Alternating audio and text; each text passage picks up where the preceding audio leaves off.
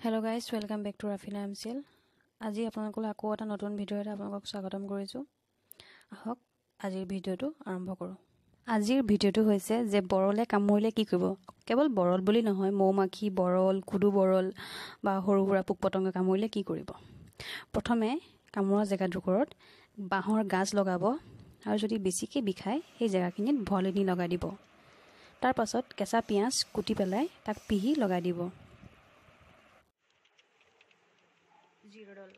জিৰডল SP যে খাম বহুত বিষাই আছে নহয়, খাই দিলে হয়তো ভাল হৈ যাব।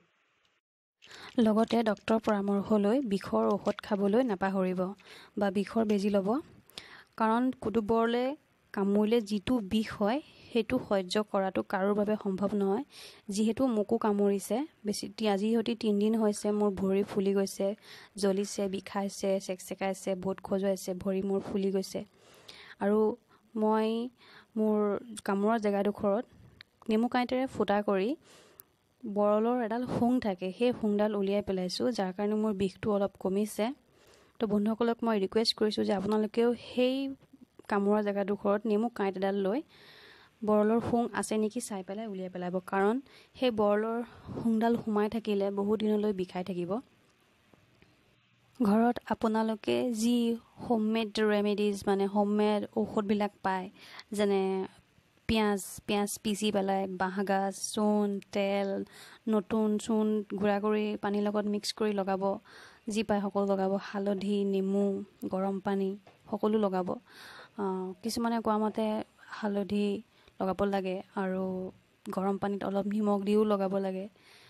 যিহেতু বিষটো 3 দিন 4 দিনলৈ থাকে আৰু ভৰিখনো ফুলি থাকে। কুডু বৰলে কামুৰিলে অলপ নিজকে ছেফ সাইড কৰি ৰাখিব লাগে। যিমানখিনি পাৰে আৰাম কৰিব, ঔষধ ল'ব। যদি ডক্টৰে মানে বেজি ল'বলৈ দিয়ে তে বেজি ল'বলৈ নাপাহৰিব। কাৰণ কুডু বৰলে কামুৰিলে যিটো বিষ হয়, প্ৰত্যেক মিলি ছেকেণ্ডত এটা বেজি লোৱাৰ সমান বিষ হয়। এই বিষ ইমান সহজ নহয়। সহ্য কৰিব কাৰণেতো পাৰিবই, কিন্তু যোনসকলে সহ্য কৰিব নোৱাৰে তেওঁলোকৰ কাৰণে বহুত দিগদাৰ, হয়তো জ্বৰ হৈ যাব পাৰে। আৰু যদি ওচৰে পাজৰে ক'ৰবাত যদি এইদৰে কুডু বৰলৰ বাঁহ দেখে, ভাল মানুহ 2জনমানক মতাই আনি সেই বাঁহটো সোনকালে ভাঙি পেলাব লাগে। কাৰণ সেই বাঁহটো থাকিলে এনেও অশান্তি কৰিবই। বাৰু ঠিক আছে বন্ধুসকল, ভিডিঅ'টো আজিলৈ ইমানেই। ভাল থাকক, কুল থাকক, টেক কেয়াৰ, বাই বাই।